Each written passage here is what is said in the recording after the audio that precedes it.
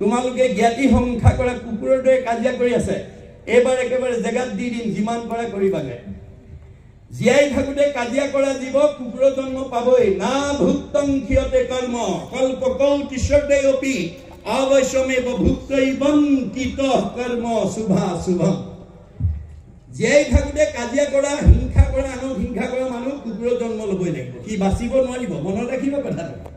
গতিকে আমি 84 জন্ম অতিবাহিত হৈ মানুহ জন্ম পাইছো বিংশতি লক্ষণম স্থাৱনম 20 লক্ষবাৰ আমি প্ৰত্যেকে বিভিন্ন প্ৰজাতিৰ গছ গছনি হৈ আহিছো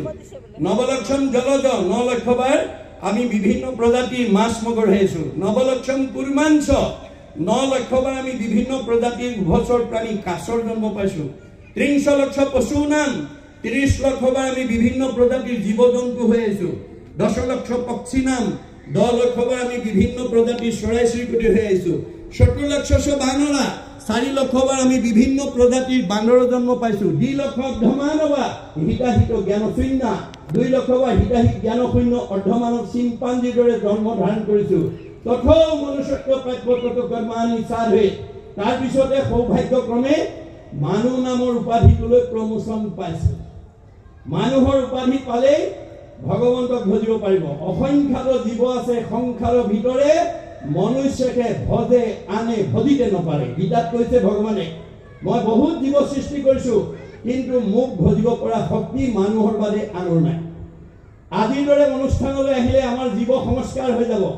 কেনেকৈ মাধৱদেৱে কৈছে কৰ্ণপথে ভকতৰ হিয়াক প্ৰবেশী হৰি দুৰ্বাসনা হৰে সমস্তই জলৰ যতে কমল যেহেন শৰতকালে স্বভাৱতে নিৰ্মল হয় আমাৰ ঈশ্বৰ কথা শুনা মানুহৰ মনটো মানে শৰৎকালৰ পানীৰ দৰে স্বভাৱতে নিৰ্মল হৈ যাব পবিত্ৰ হৈ যাব বিজ্ঞানে স্বীকাৰ কৰিছে এই পৃথিৱীৰ উপৰিভাগত যি বায়ুমণ্ডল আছে তাক ঘনত্বৰ ওপৰত প্ৰধানকৈ 3টা ভাগত বিভক্ত কৰিছে টপস্ফিয়াৰ টেট্ৰস্ফিয়াৰ আইনস্ফিয়াৰ ঈশ্বৰৰ কথা শুনা জীৱ ইমান নিৰ্মল হৈ যাব প্ৰয়াণৰ পিছত সি ৰকেটৰ দৰে 3টা লেয়াৰ ভেদ কৰি 14 ব্ৰহ্মাণ্ডৰ বাহিৰত শুদ্ধ জীৱৰ কাৰণে ভগতৰ কাৰণে নিৰ্মাণ কৰি থকা বৈকুণ্ঠত অৱস্থান কৰিব আৰু ঘূৰি আহিব নালাগে আজি আমাৰ এই অনুষ্ঠানলৈ কিয় আহিব লাগে জন্ম ৰহিত হ'বৰ কাৰণে কিয় আহিব লাগে নিজৰ হৃদয় আৰু মনটোৰ কথা জানিবৰ কাৰণে যিখন হৃদয়ত ভগৱন্ত আছে আপুনি ভালকে ৰাখিছে নে নাই আমি আইনাখন কিয় চাব লাগে গুৰুজনে কৈছে তুমি জগ জীৱ তোমাক পুজিলে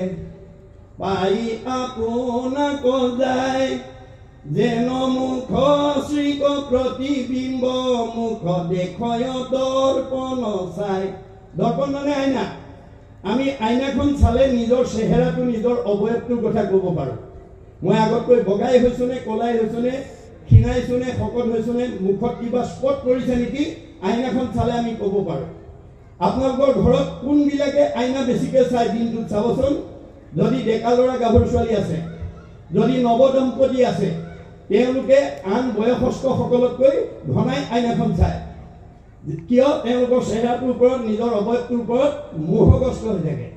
গতিকে আমাৰ ঠিক আজিৰ অনুষ্ঠানলৈ 60 বছৰৰ ওপৰৰ সকলতকৈ ডেকা গাভৰুসকল নৱদম্পতিসকল বেছিকৈ আহিব লাগে